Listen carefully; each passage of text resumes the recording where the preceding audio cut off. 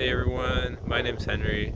This is my 1988 Mazda 323 GTX, and I'm just going to tell you today, I'm just going to tell you some fun facts that I really like about this car that you probably didn't know about unless you've owned one, and you probably haven't owned one.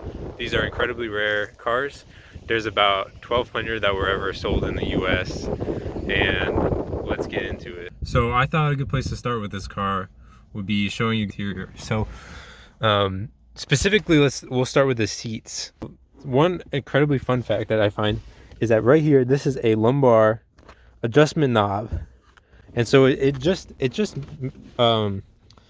mechanically moves just like this piece inside of the seat right there. It just moves that in and out. It's not a huge difference that it makes, but it certainly is weird. Another thing that I want to share about the seats is some of the other adjustments on the seat. Right here we have this adjustment, which is an adjustment that moves the seat. The seat, it just rotates it. It just rotates the entire seat like that. See, like the drawing. Another feature I'd like to draw attention to on this car are these map lights.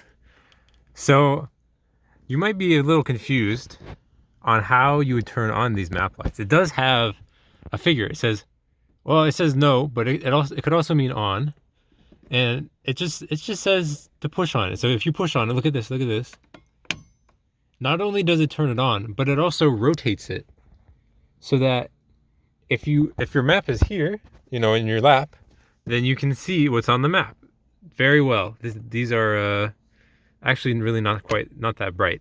Another thing that I think that is super 80s and super Japanese or Mazda about this car are the blank switches. Now, the GTX was the highest trim level 323 that you could buy at the time. And, well, turns out there's a lot of switches. So we have these two sets of blank switches here. What do they do? I don't know. I didn't pay for whatever that is. And then this one right here, which is a very, I guess it's just to make it symmetrical with the other side of the dash, but it very much seems like this button should do something on the car, but it doesn't. It's just a blank switch. Much like the seats, another area of weirdness on this car are our sun visors. So here we have on this side, very basic cloth sun visor. Just comes out, rotates, right? But then we see right here a caution for turbocharged engines, telling you all the things that you need to do in case you have never driven a turbocharged car before. And then, so we see on this side, there's no mirror.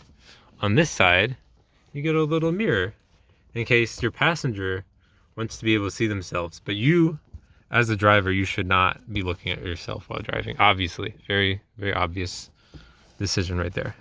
Now, if you are a 323 GTX fan, you may be familiar with the Motor Week video for this car, in which they have a lot of great things to say about it, except for the position of the radio, which is, so you're driving, you shift, okay, shifter's fine. Where's the radio? It's all the way down here. Now, one thing that they do not mention about the radio in the Motor Week video that is certainly maybe even more infuriating than the fact that it's all the way down here is that we have these knobs. Okay, they turn, right? This is your knob for literally everything other than volume. So it's your fade and your bass, but I think also, yeah, and your treble if you pull on it. But then there's another knob behind the knob that also adjusts something. I think the fade, I am not sure myself, but it's pretty ridiculous, especially when you're driving. You're not going to be looking all the way down here to see what the different things do. This car has a lot of really great ventilation features, and I didn't have AC. The AC in this car, I must have a leak somewhere. This summer, 100-degree heat, but I didn't really have problems unless I wasn't moving because the ventilation in this car is that good. Okay, first of all, let's put an honorable mention for the ball chiller vent right here under the steering column. Now these vents here, these are fantastic vents because when you open this vent like this, it just sucks in air from outside. This is not an AC vent. There's no fan behind this. There must be some intake up front that it just funnels air just straight through this vent. And there's one on this side, and there is also one on this side. Okay, guys, welcome to the back seat of the GTX. Here is another amazing ventilation. We have now this is not that uncommon to cars, but we have the pop-out windows in the back of the car. Now these are awesome because when they are in combination with these front vents, there's a vacuum that's created that sucks air through this, through that, and it's just the most insane amount of ventilation you could ever imagine in your entire life. Now I want to tell you about door lights. Now you probably think, oh, door lights, okay, I'm gonna click off this video. No, you're not, because there are some crazy things happening with the lights in these doors. First of all, let's point off these lights.